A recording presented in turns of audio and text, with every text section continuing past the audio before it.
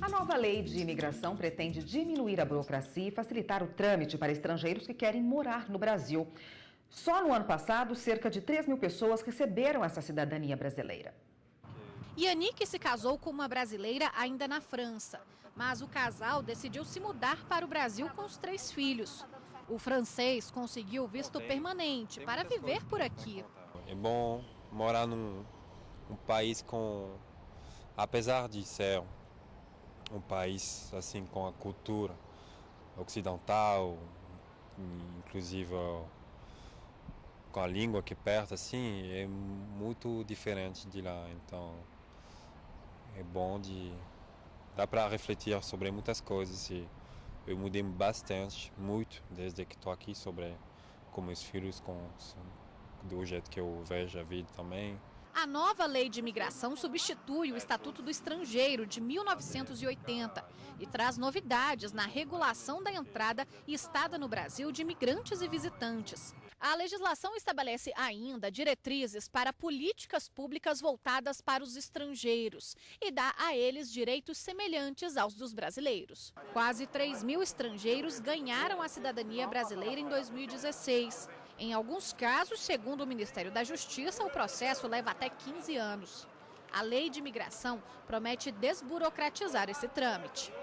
A política migratória brasileira tem como princípios combater a xenofobia, não criminalizar a migração, promover a acolhida humanitária, igualdade de direitos e oportunidades, além do acesso igualitário a serviços públicos como saúde, educação e trabalho. Do texto original, aprovado pelo Congresso Nacional, a Presidência da República vetou 20 artigos antes de sancionar a lei. Entre eles, o que dava anistia aos estrangeiros no Brasil até julho de 2016 e o que permitia que os migrantes ocupem cargos públicos. A intenção dessa nova lei é acolher o imigrante e integrar ele à sociedade brasileira como, pessoa de direitos e deveres, e tendo em vista o desenvolvimento do país. Bom, e para falar sobre esse assunto, vamos conversar aqui com a presidente da Comissão de Direito Internacional da OAB do Distrito Federal, Clarita Maia. Boa tarde, doutora. Boa tarde.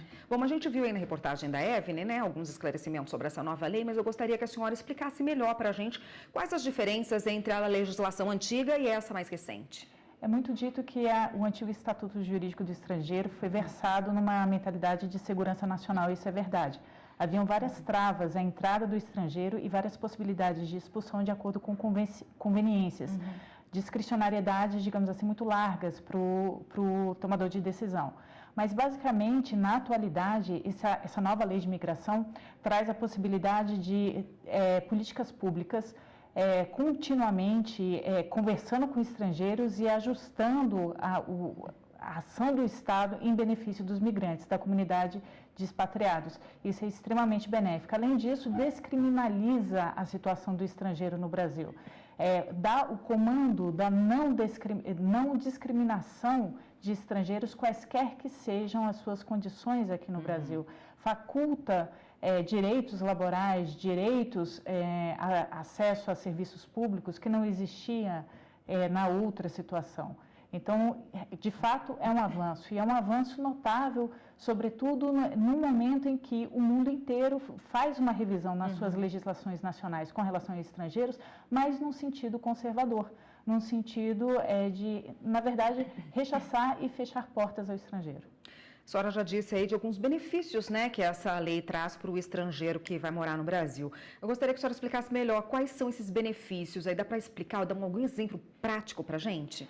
Olha, são vários os benefícios. Bem praticamente, eu gosto de citar nas manifestações que me pedem a questão, o direito de abrir conta bancária, facilitação de se abrir conta bancária. Geralmente, o migrante, ele traz, por exemplo, o refugiado, ele vem numa situação de precariedade, ele vem, em geral, fugido, claro, de uma condição de precariedade de vida no país de origem. E chegando aqui, ele não atende a todos os quesitos tradicionais para uma abertura de conta. Ocorre que fica com todos os seus ativos, o seu dinheiro, o seu patrimônio consigo. E vira um alvo natural da criminalidade. Vira um alvo natural de assaltos, alvo natural de coisas dessa natureza.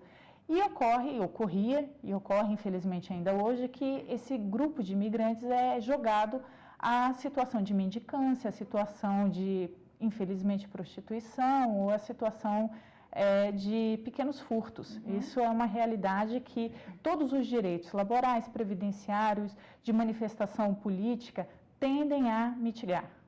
Hoje, quais são os principais documentos ou os documentos necessários para se conseguir a cidadania brasileira por parte de um estrangeiro? Isso depende muito, Érica, depende da categoria da naturalidade. Tem-se agora 4 categorias básicas de naturalidade, ou seja, a nacionalidade secundária.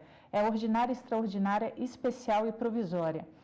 Mas, basicamente, o que é preciso, em quase todas elas, é a comprovação de residência. Eu distingo, por exemplo, a especial, os antecedentes criminais, ou o certificado de reabilitação, de acordo com a legislação nacional. Mas cada caso, a capacidade de comunicação em português, à exceção da nacionalidade extraordinária. Então, cada caso específico traz a sua documentação peculiar, né? O seu quesito peculiar comprovado por documentação específica. Tá ótimo, a gente continua nesse assunto no próximo bloco. Só um minutinho, por favor. O Jornal da Justiça está de volta e nós continuamos a conversar com a presidente da Comissão de Direito Internacional da OAB do Distrito Federal, Clarita Maia, sobre essa nova lei de imigração. A senhora estava falando no bloco passado sobre os documentos necessários para se conceder essa cidadania brasileira para um estrangeiro. A lei faz distinção entre um refugiado e um migrante? Não, em absoluto. No caso, se o refugiado quiser obter a naturalidade brasileira, basta que ele preencha os quesitos, ou seja, no caso da naturalidade ordinária, ele venha a morar aqui e comprovar a residência, a fluência em português, a residência por 4 anos, a fluência em português, os antecedentes criminais, enfim, não há nenhum tipo de discriminação e a documentação de refugiados é aquela documentação facilitada pelo Acnur, né? Não há nenhum tipo. A nova lei de imigração não trata da condição do refugiado, ela remete à lei específica de refugiados, a legislação nacional e a Convenção Internacional sobre Refugiados. Essa nova legislação, ela restringe a mobilidade de povos indígenas nas regiões de fronteira? Por quê? Veja bem, o dizer originário da lei, do trecho que foi vetado pelo presidente Temer, tratava de terras tradicionalmente ocupadas. Foi um pedido, o presidente vetou a pedido do Ministério da Justiça e Segurança, da AGU e do Gabinete de Segurança Institucional. Isso porque houve considerações de segurança nacional. Todos sabemos que as nossas fronteiras são porosas, há fronteiras pelas quais transitam, infelizmente, narcotráfico, tráfico de armas, tráfico de seres humanos. Seria